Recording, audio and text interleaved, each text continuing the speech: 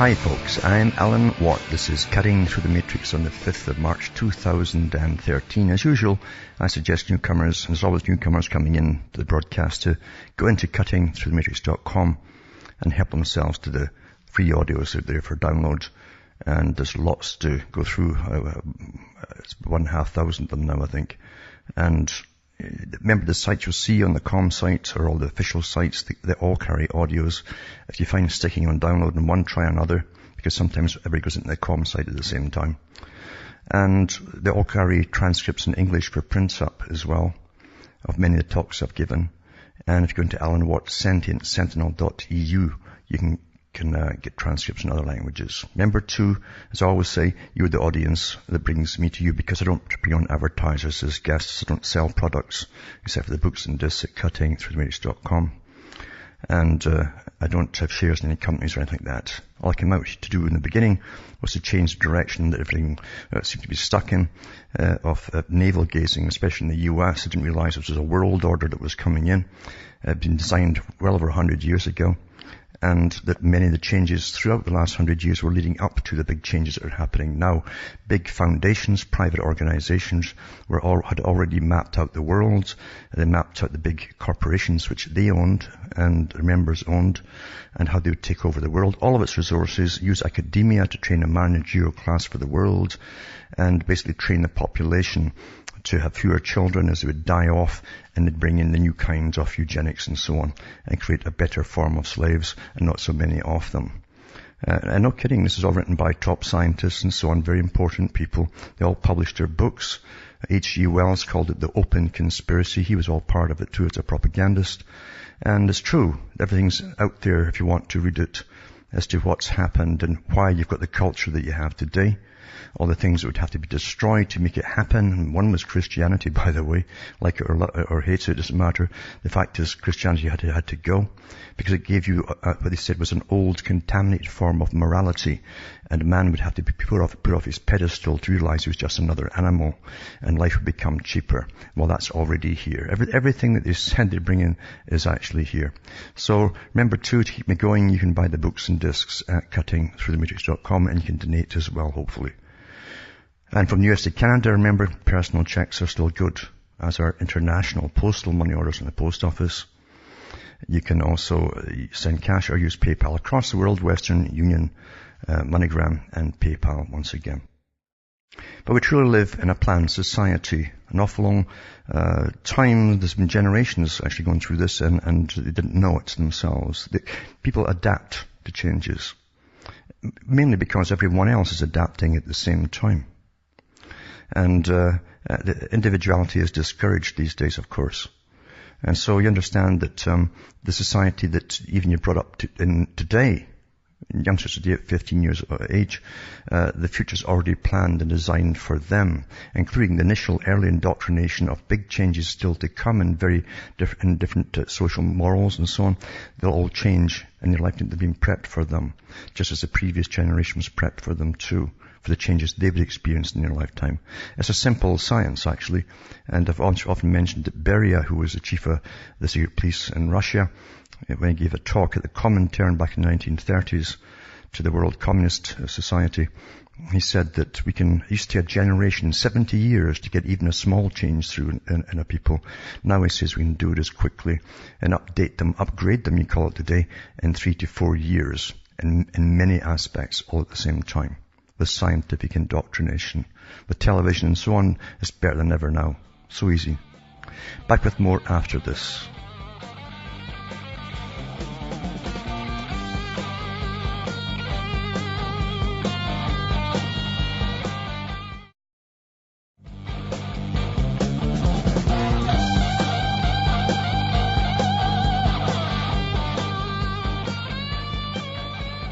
Hi folks, I'm Alan Watt. We're cutting through the matrix, talking about the big system, of course.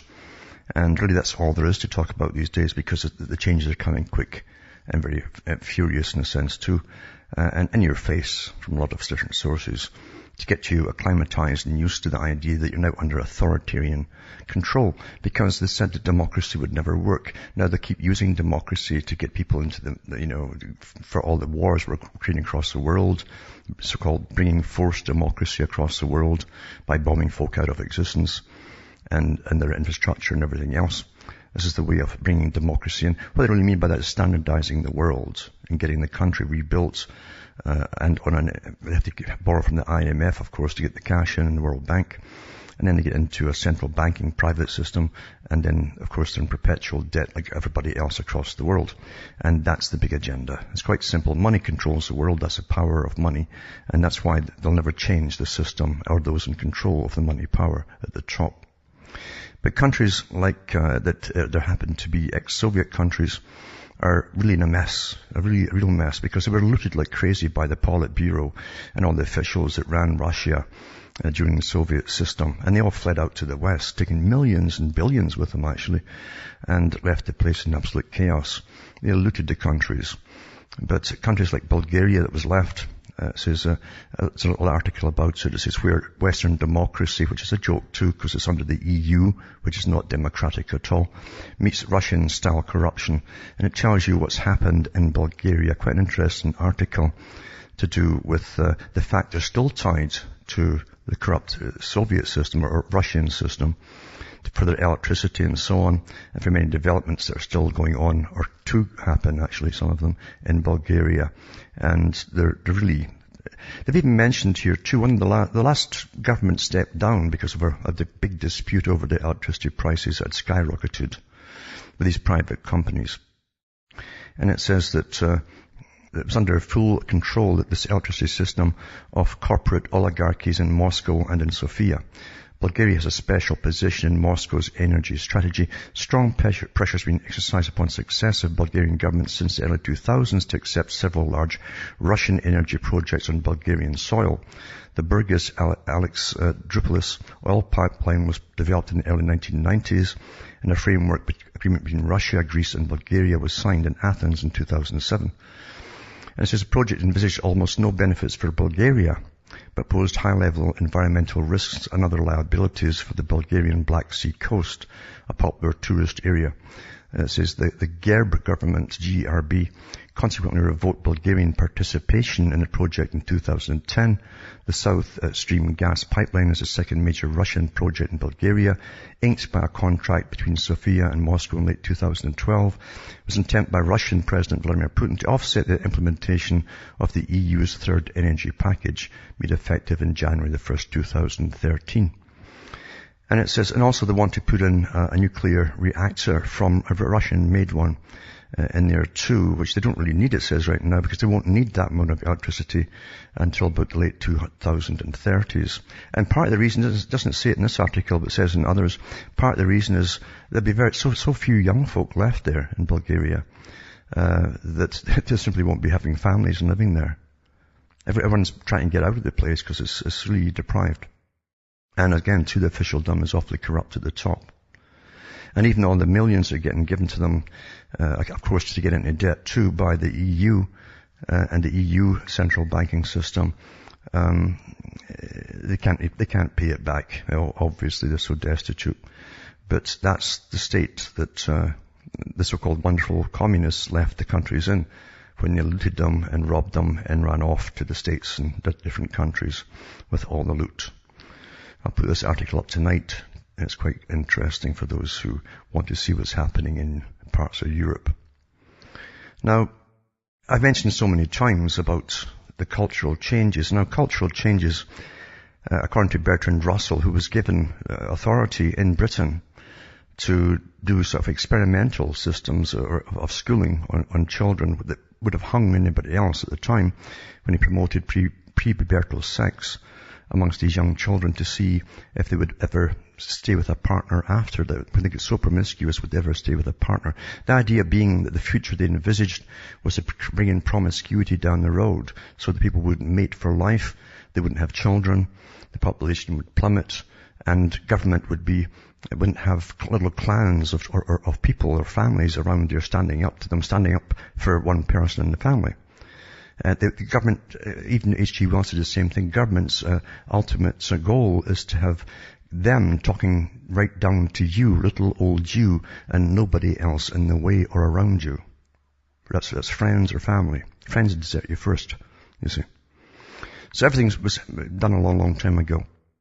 But part of it too was it was to destroy all morality. They call it contamination of previous cultures, meaning Christian values. And you got to understand that as a Christian values, it gave you working societies where you didn't go around murdering each other or raping each other's children. I'm not kidding about that. And of course, the new system, of course, there's no right and wrong. There's no good or evil. They'll tell you that. It's very Kabbalistic, of course. But here's how far it's gone now. It says roughly 55 students gathered in Lindsay, Chittenden Hall Saturday evening to learn about masochistic sexual practices, such as those depicted in 50 Shades of Grey. This is from Yale University. It says the workshop was part of Sex Weekend. It's a shortened 3D version of Sex Week, a series of events on sex-related topics held every other year. Sex Weekend has been held sporadically in the past, marks the start of an effort to host sex-related events annually to make the program more institutionalized, organizers said. And Sex Weekend activities include 6 lectures and 3 small group discussions on topics including sexual health and AIDS activism. We've got lots of group and campus pertaining to sexuality, but I think what Sex Week does is clarify all these dialogues and brings it into a space where students can figure out what should be talked about, what issues should we be discussing. And what they do too, as I say, is try to get you sensitized, like sensitivity training, to folk who've tried bestiality and various other things, sadomasochism, things like that, so that you don't look down on them anymore, because you're taught that it's all quite normal, you see.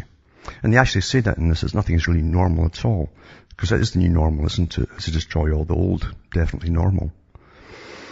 But I'll put that up tonight too, and another one talks about the sensitivity training to bestiality. And it says, sexologist Dr. Jill McDevitt was there. During the workshop entitled Sex, Am I Normal?, students anonymously asked and answered questions about sex using their cell phones and viewed their responses in real time and so on. It was hosted by sexologist, who's in quotation marks, Dr. Jill McDevitt, who owns a sex store called Feminique in Westchester, Pennsylvania. Survey responses revealed that 9% of attendees had been paid for sex. 3% had engaged in bestiality, and 52% had participated in consequential pain during sex, according to an article published in the Yale Daily News Monday. It says event director Juliana Berry, 14, told Campus Reform in an interview on Monday that the workshop was brought to campus to teach students not to automatically judge people who may have engaged in these sort of activities, but rather to respond with understanding and compassion. It says people do engage in some of these activities that we believe only, for example, for perverts engaging. She says, what the goal is to increase compassion for people who may engage in activities that are not what you would personally consider normal. So in other words, it's once again to muddy everything that's normal. McDevitt referred to the range of activities discussed in the workshop as sexual diversity. Everything's diverse now, isn't it? As there's no unity and normalcy. It says it tries to get people to be more sensitive to sexual diversity. And it says we're not all heterosexual, able-bodied folks who are standard missionary sex, they say. Several students submitted discussion topics about having incestuous sexual fantasies. Attendee Alex Siddy, good name, 15, told the news that he first found this surprising, but then thought it might be more of a psychological thing we all might have. I think that's just what the point of the workshop was, to bring up these things we thought were so taboo and desire or urges we criticize are just regular parts of sexual psychology, he said. During the workshop, when Devitt taught that approximately 40 students that just because people think something is deviant does not mean that it's bad. It's sensitivity training, McDevitt told Campus Reform. Don't judge other people because we all have something we are embarrassed about. So, as part of Yale's Sex Weekend and so on, from February 28th, it ran through March 3rd. And sponsors include Yale Women's Center, Undergraduate Organizations Committee, the Sexual Harassment and Assault Response Education Center at Yale, and SELF, the Sexual Literacy Forum. So that's the new normal, where everything's normal, you see. And if you want to look at your children, maybe you should, feel sorry for them or understand where they're coming from. I don't know, if you can. But that's the new world. That's the new world we're living in. And I've also got an article I'll read further on too about the amazing, there was one here actually, thousands of under 18-year-olds are now sexually abusing children every year, warns the NSPCC. More than 5,000 cases were reported to the police in the last 3 years. This is just Britain alone. The acts were committed by children as young as 5, sexually assaulting others. Number of sex offences by under 18s has risen 38% since 2009-10. And the NSPCC said that indecent material online has contributed to the rise. And so it says the charity found there were more than 5,000 cases of abuse by under 18s reported to the police. In some instances, acts of sexual abuse were committed by children as young as 5 or 6. And it says the NSPCC has blamed this number on the rise of hardcore pornography that is readily available online. And they keep telling you, there's no connection. Of course there is, folks. It comes after a 15-year-old boy was convicted of raping a 14-year-old girl. Back with more after this break.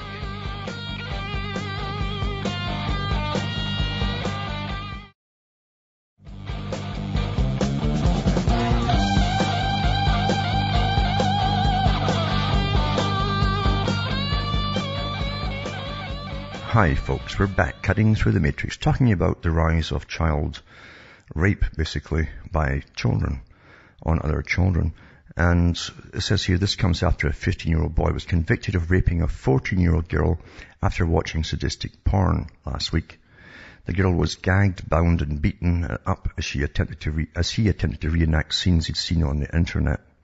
The boy's father condemned politicians and ministers for not protecting children from adult, especially violent material online. It's not just online now. You've got all these awful television things coming out, these drama series by the BBC, and they're weird enough.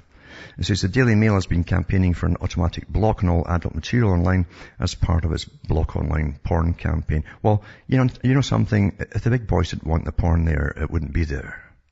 And yet they've had it there from the beginning because it's one of the main attractions to get folk into the internet and using computers in the first place. So that's not going to happen. Nearly all 98% of the 4,562 young offenders were boys, and where the relationship was recorded, at least 3 out of 5 of the victims knew their abuser. More than a third of the offences were said to be committed by a family friend or acquaintance, and 1 in 5 by family members. A lot of this was homosexual abuse too. So NSPCC obtained the stats through Freedom of Information requests to each of the 43 police forces in England and Wales. Only 34 forces supplied figures, revealing a total of 5,028 offences. So the true number of offences is likely to be higher, the NSPCC said. The findings follow a report by probation inspectors last month, which found that police, social workers and teachers were missing the warning signs that a child may sexually offend. And it says that they were warned that easy access to indecent material could be leading to an increase in the number of children needing help. And it says that the charities found that more children were carrying out online grooming and harassment.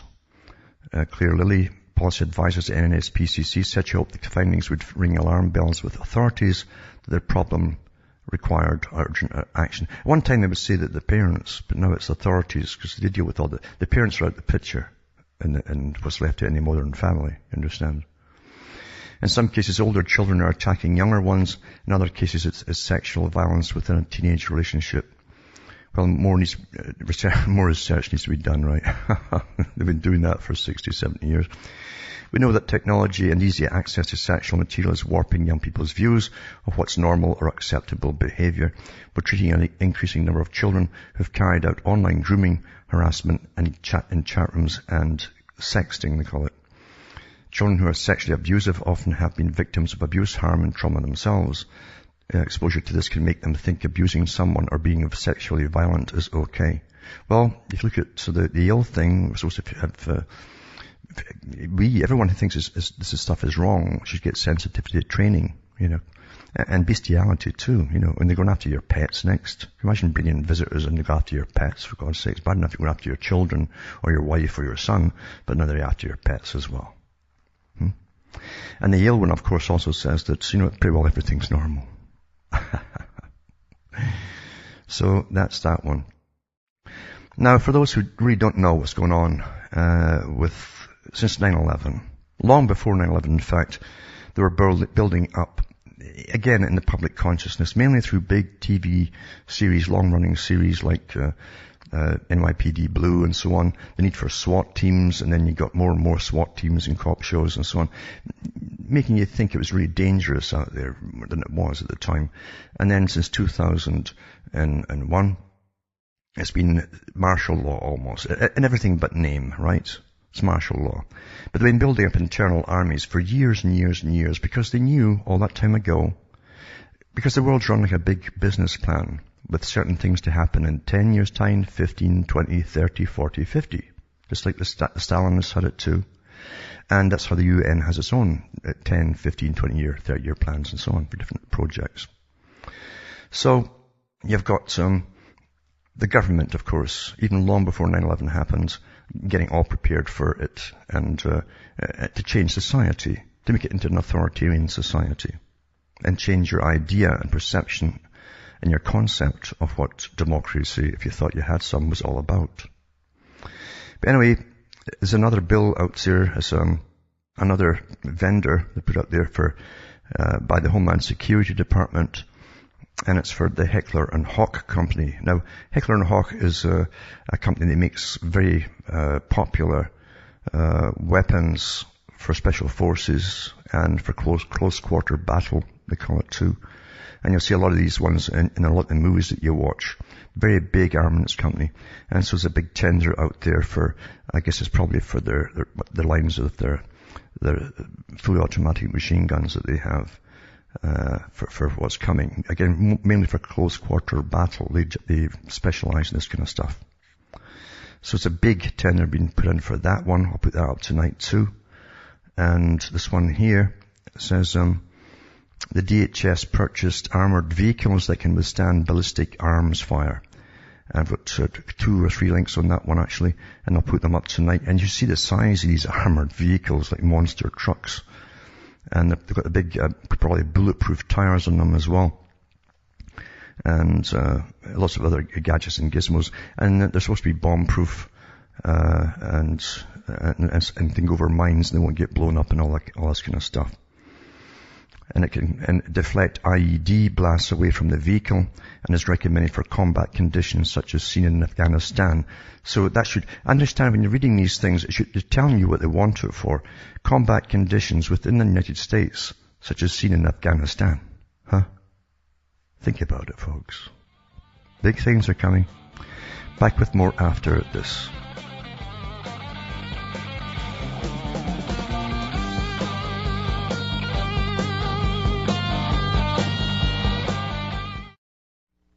You're listening to the Republic Broadcasting Network, because you can handle the truth.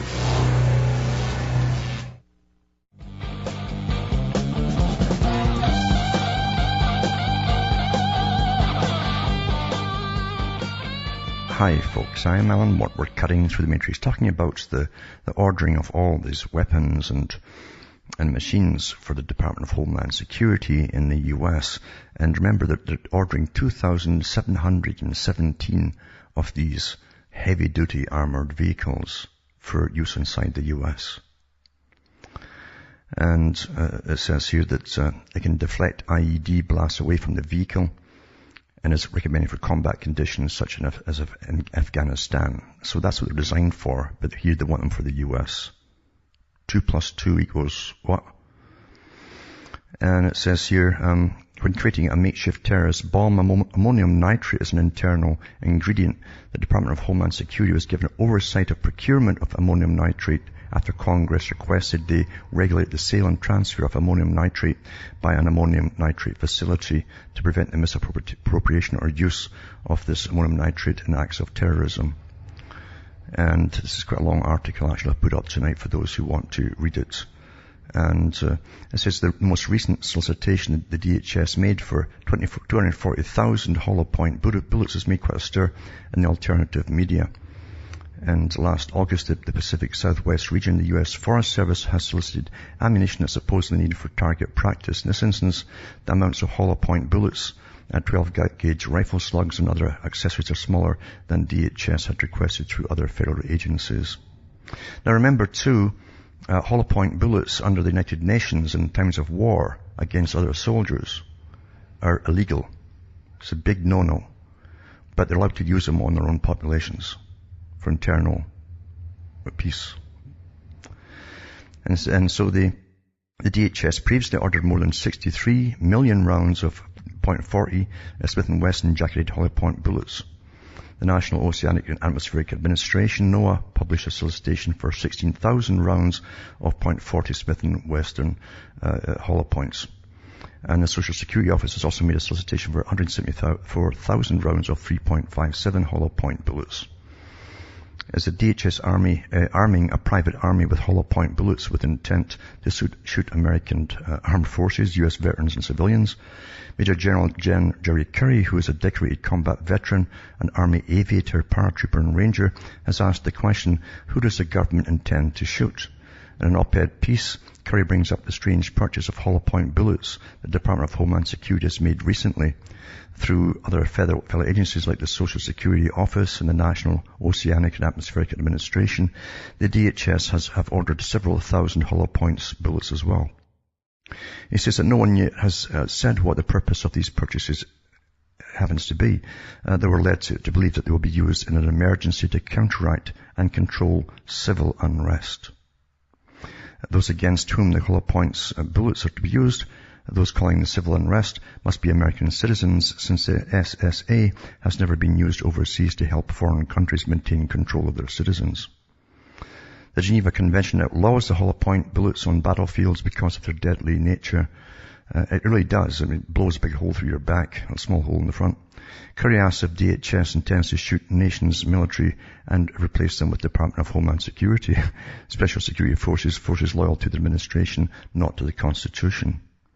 And last October, the U.S. House of Reps introduced H.R. 6566, which is an amendment of the Homeland Security Act of 2002 that imbues the administrator of the Federal Emergency Management Agency to provide guidance and coordination for mass fatality planning and for other purposes. So it reminds me of all the books I've read on before the Bolsheviks took over Russia.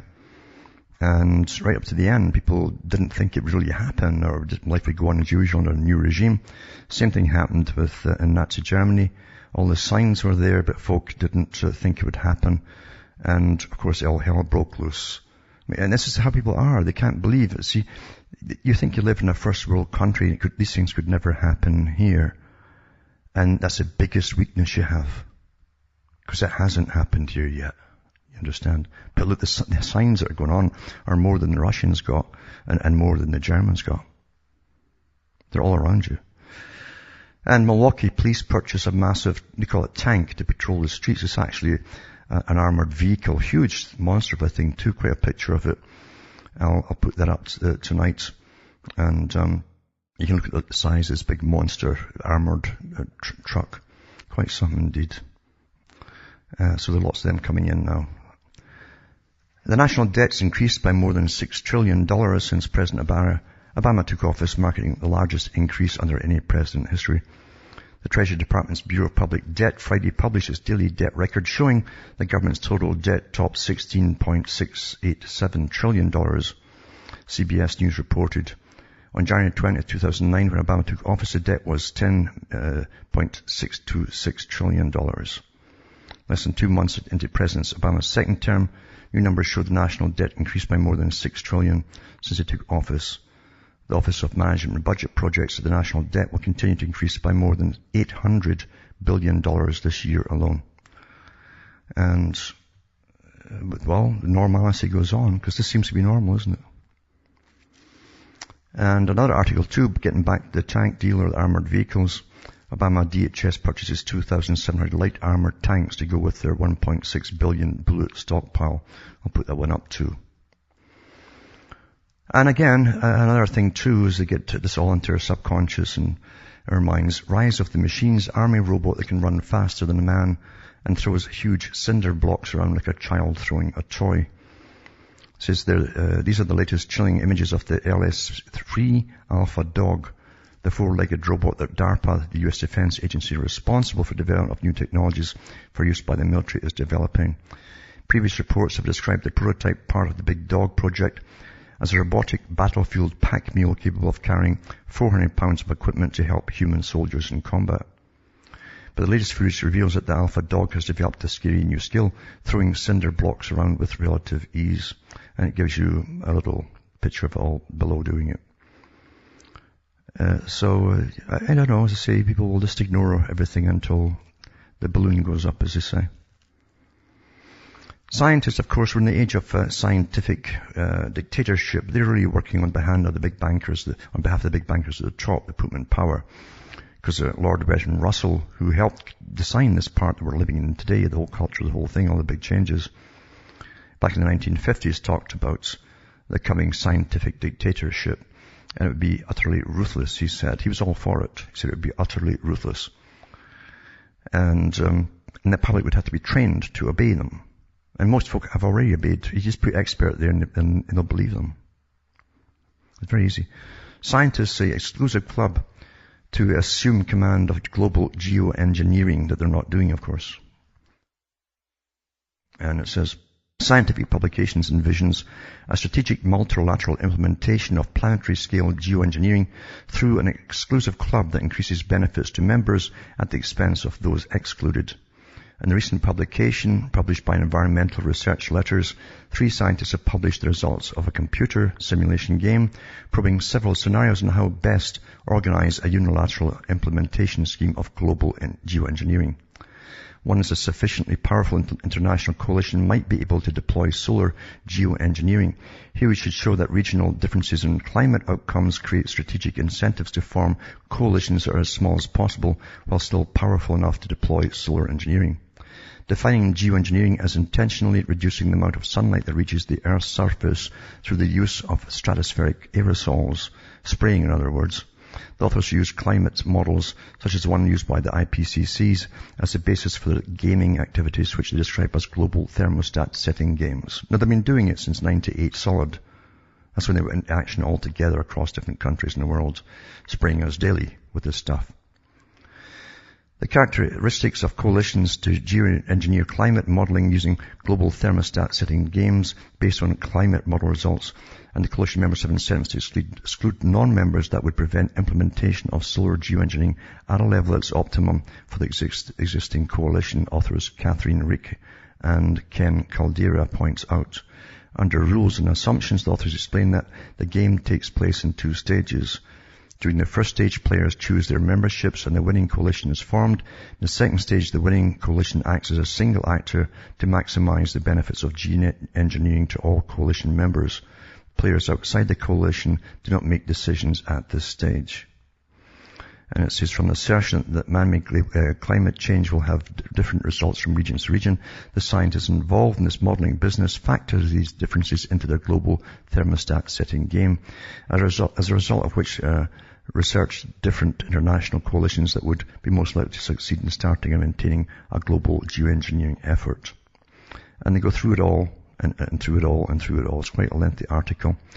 And also, in the same page, you'll find a link to the latest global risks report, warned that a rogue nation or individual could hijack global climate change for various purposes. Well, I think they did that already, didn't they? That's your own governments, that is. The report mentions several possible scenarios or X factors which would occur in the coming year, amongst which, page 57, a geoengineering nightmare according to the report in which country or small group of countries precipitates an international crisis by moving ahead with deployment or large-scale research independent of the global community. The global climate could, in effect, be hijacked by a rogue country or even a wealthy individual with unpredictable costs to agriculture, infrastructure and global stability. Well, the US is leading it for the Americas, and as I said, been doing it since 1998. They actually have official global dimming now.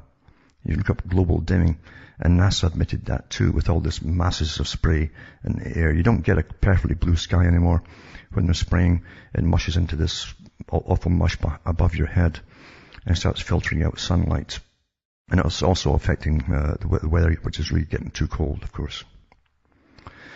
But that's the tyranny of the scientists that Russell was talking about. They would have all this power. And also, a link tonight where Lord Christopher Monckton says it's time to jail the climate scamsters. I'll put this up tonight for those who want to see it.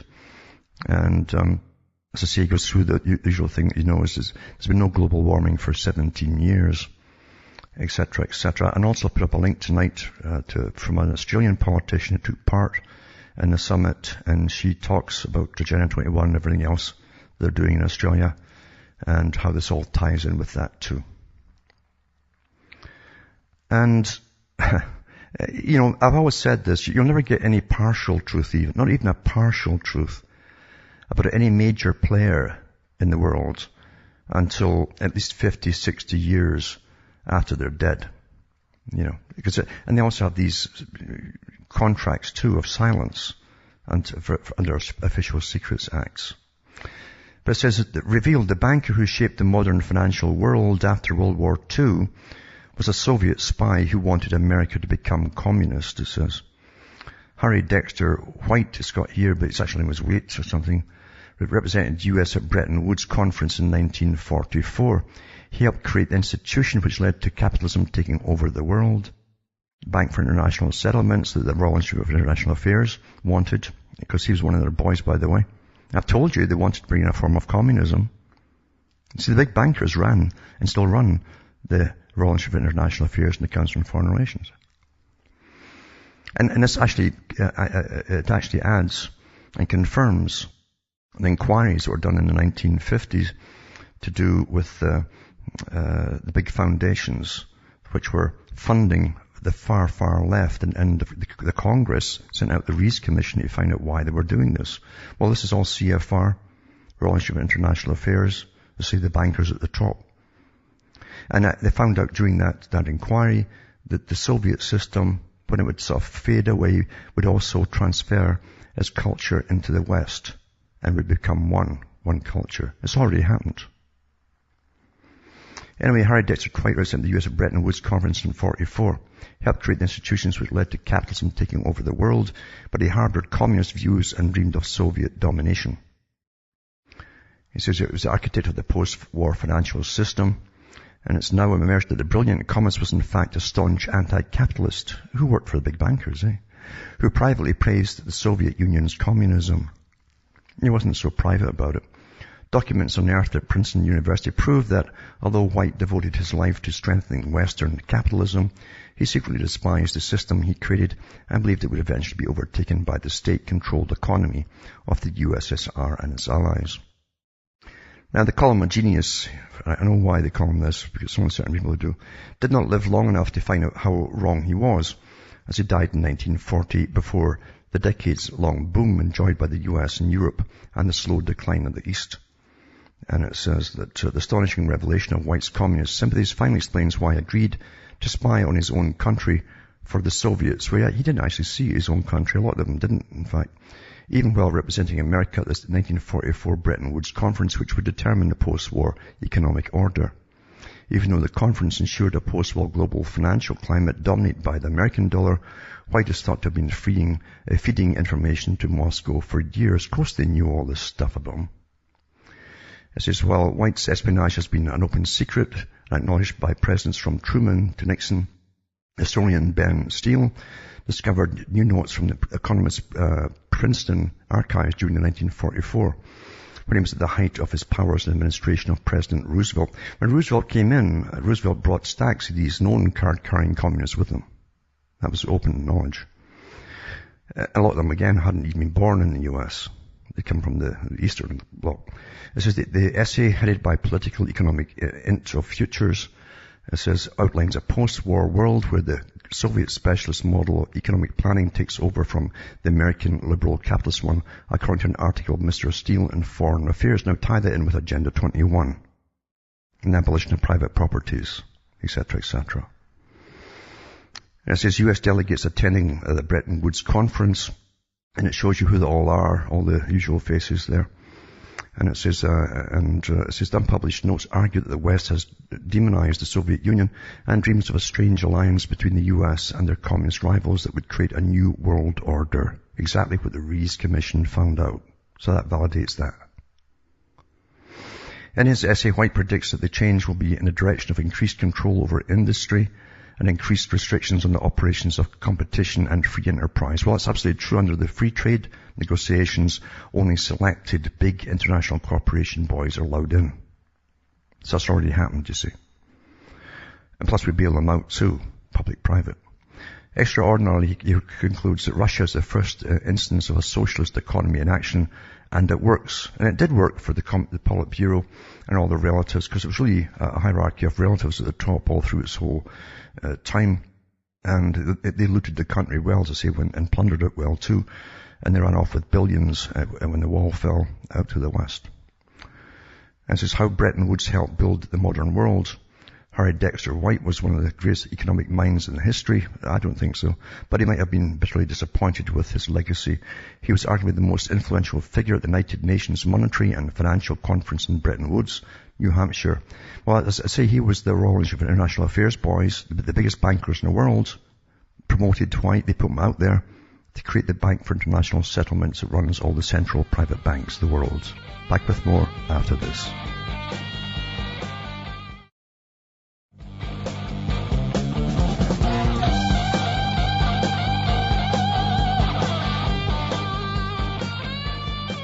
Hi folks, I'm Alan Watt, cutting through the matrix, talking about the World Bank, the Bank for International Settlements and so on, and the guy who was put forward by the big bankers to set it up, because he was one of their boys. And these bankers, as I say, also set up foundations that funded the far, far left in America, Britain and elsewhere. Because they run both sides of things, you see, the dialectic. But it says here that White was, one of his big things he did was establishment of the International Monetary Fund and the forerunner of the World Bank. So the World Bank, the IMF, and the Bank for International Settlements is really what he did. These twin financial institutions have played, this is propaganda, an important part in encouraging poorer countries to liberalize their economies by giving them access to credit and insisting they participate in global business networks.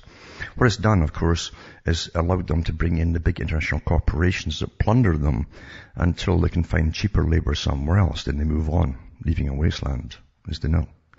Well, many believe this capitalist system is responsible for the world's unprecedented prosperity, has now emerged that even though White helped create it, he was in fact a communist sympathizer who believed that state-controlled economies would be more successful than capitalist ones. Well, that's happened. That's what public-private means, where private corporations can get massive sums from you, the taxpayer, to build whatever they're going to build, and they'll get money from the taxpayer to maintain roads and everything, but they just rake in the profits, the private side of it. Just White had clearly deluded himself about the repressive nature of the Soviet government, claiming that officials had guaranteed the freedom of religion, this slaughtered Christians and everybody, and denying that the USSR intended to meddle in the affairs of other countries. White's communism is far from his image as a capitalist hero who so outmaneuvered the British and their legendary economist John Maynard Keynes that they ended up agreeing to the dollar being the currency of the IMF and World Bank instead of the pound. Well, if you actually go into the histories and read lots of books, you'll find that Keynes and Whites also were really in with Lord Rothschild. In fact, Lord Rothschild was taught by Keynes, and they all worked a lot of scams together on all this big global business stuff. And the Bretton Woods Conference comprised 730 delegates from 44 allied nations, including the Soviet Union. And even though White emerged as an American hero, he'd already begun feeding the Russian information for most of that year. He was a spy. Among the consequences of the conference were the creation of the IMF and the World Bank. By contrast, soon after the end of the war, the Soviet Union started to fall behind the US and fast-growing Europe, and within 3 decades was significantly poorer than its Western rivals. The ones at the top weren't poor at all because they were raking in off a slave economy. It was almost free labor, the pittance the workers were all getting. As I say, when they all left by the thousands that ran the Soviet Union, they ran off to Britain for a little stop, generally, for London, and then over to the US. And we know where they all live now. So that's the world that you live in, folks. Everything's a scam. Only one side runs all sides. And it's the dialectic that they use to change things. You must get a crisis to change things. If everyone's on board with one agenda, you've got to get its opposite, or apparent opposite, and then you debate until you come to an agreement, and you come to the object that you wanted to have in the first place. You achieved it. Also, Hugo Chavez is dead at 58 with cancer, and we'll see what happens in this country now, and if it's up for grabs or what. We'll soon find out. Now from Hamish myself from Ontario, Canada, it's good night to me, your God, or your gods go with you.